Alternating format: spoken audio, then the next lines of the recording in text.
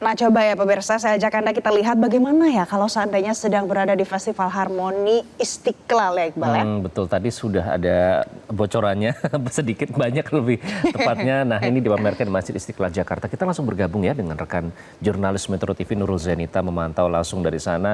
Nurul, apa sih sebenarnya Anda kan sudah berada di sana langsung ya melihat sekilas apa yang paling menarik yang disuguhkan di festival ini?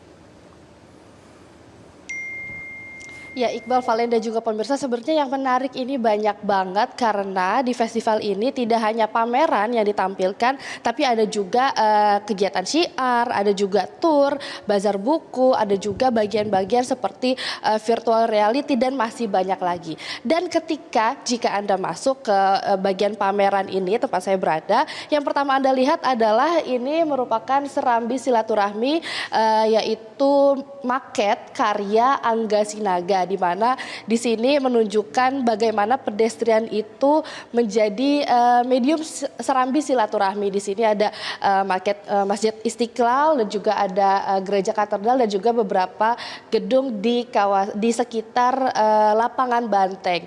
Selain itu Iqbal, Valen dan juga pemirsa, sebenarnya di pameran ini ada lebih dari 100 karya dan mana ini ada juga Galeri Buhari Islamic Art, pameran Islam Nusantara, pameran Masjid Istiqlal dan juga ini diinisiasi oleh Cipta Kawasan. Dan untuk informasi lebih lengkapnya nih, sebaiknya saya tanya-tanya langsung dengan inisiator Cipta Kawasan dan juga Festival Harmoni Istiqlal, Mas Handoko Hendroyono. Selamat pagi Mas, kabar baik Mas? Baik, okay. Gimana?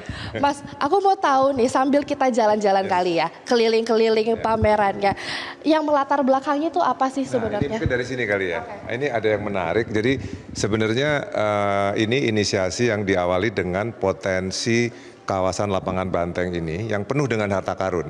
Nah kalau kita lihat di sini visualnya udah jelas sekali. Di sini ada Istiqlal, ada katedral, ada kemerdekaan, ada di sini ada Amaramis yang dulu Dendels bikin The Witte Huis.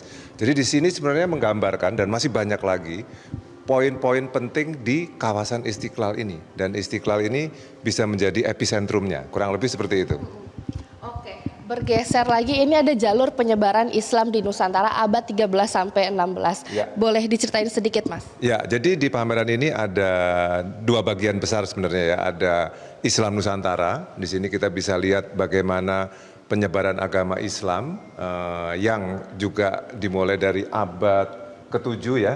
Di sini juga ada lini masanya yang menceritakan betapa Islam di Indonesia atau di Nusantara ini, waktu itu belum ada Indonesia, itu masuk dengan melalui kultur-kultur lokal yang kuat, melalui wayang, melalui candi-candi dan lain-lain. Jadi sebenarnya ini menjadi hal yang menarik ketika kita bisa menceritakan secara utuh dan lengkap, dan juga penyebarannya juga melalui multi etnis, ada etnis Cina, ada Arab, ada dari India dan lain-lain. Jadi ini menarik sekali ketika bisa menjadi literasi atau pembelajaran bagi publik.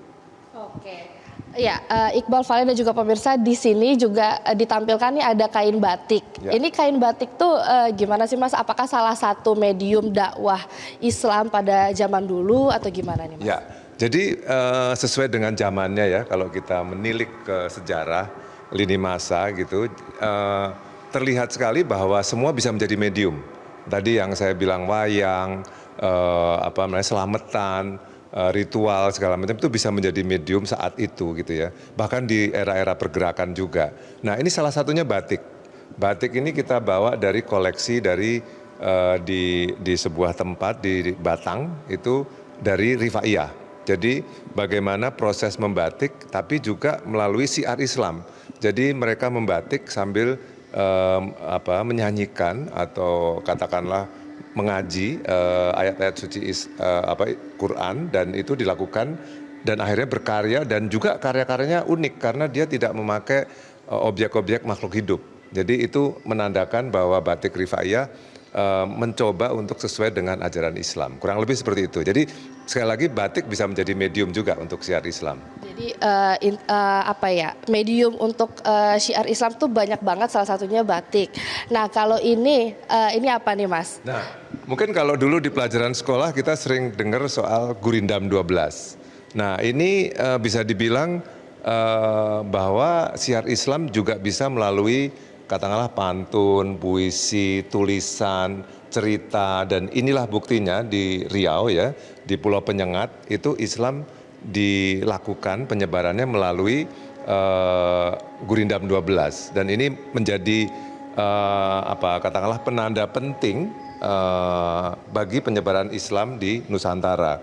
Kita bekerja sama dengan Pulau Penyengat, ini koleksi asli kita bawa dari sana dan menjadi manuskrip penting lah ya, bagaimana di penyebaran Islam di Sumatera itu penandanya adalah Gurindam 12. Di sini ada beberapa manuskrip aslinya. Oke, sambil jalan terus, aku mau nanya nih Mas, kan ada tur juga, Yes. Tur keliling sekitar lapangan Banteng nih. Ini boleh diceritain sedikit Mas? Ya, jadi tur kawasan Lapangan Banteng, kita sebut sebagai kawasan pemajuan kebudayaan Lapangan Banteng, karena banyak sekali objek-objek yang menarik. Dari tadi The Witte Huis atau Amaramis, ada Pos Blok sekarang, ada Galeri Antara, ada Katedral, Istiqlal, dan lain-lain. Itu harus dikenali oleh publik menurut kita ya. Jadi itu kita sosialisasikan dengan kita mengadakan tur-tur melalui cerita-cerita yang menarik. Kita bisa mengundang novelis misalnya untuk bercerita tentang lini masa dan cerita-cerita di sekitar Lapangan Banteng yang memang sangat menarik gitu. Oke, itu untuk ikut turnya gimana? Biasanya kita membuka open gitu ya, orang bisa daftar, dan kita biasanya ada yang ngelit, ada arsitek, ada storyteller, ada tadi novelis segala macam, sehingga cerita menjadi lebih menarik dan lebih lengkap. Karena sekali lagi kesadaran akan potensi kawasan itu penting sekali untuk disampaikan ke publik. Ya. Itu aja Mas yang ingin saya tanyakan. Sebenarnya masih banyak yang pengen saya kasih tahu ke pemirsa ini juga ya Mas ya, karena ini menarik banget dan perjalanannya juga masih panjang ini sebenarnya.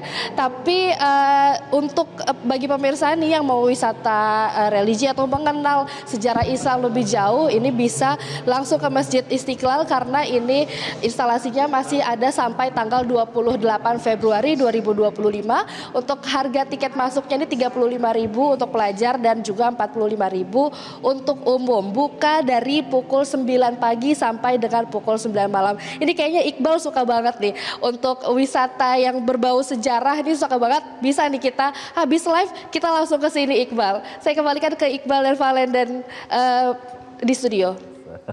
Nurul tahu banget kalau saya suka hal-hal yang berbau sejarah. Nurul Zenita, terima kasih ya. Terima Melaporkan kasih, langsung Nurul. dari Masjid Istiqlal. Tapi bukan cuma saya, Valen juga nanti bisa datang ke sana. Nanti Mau? habis ini ya. Habis ini ya. Tapi Keragunan pemirsa, dulu. Oke, tadi Keragunan ke pantai, baru nanti kita ke Masjid Istiqlal. Jelajahi cara baru mendapatkan informasi. Download Metro TV Extend sekarang.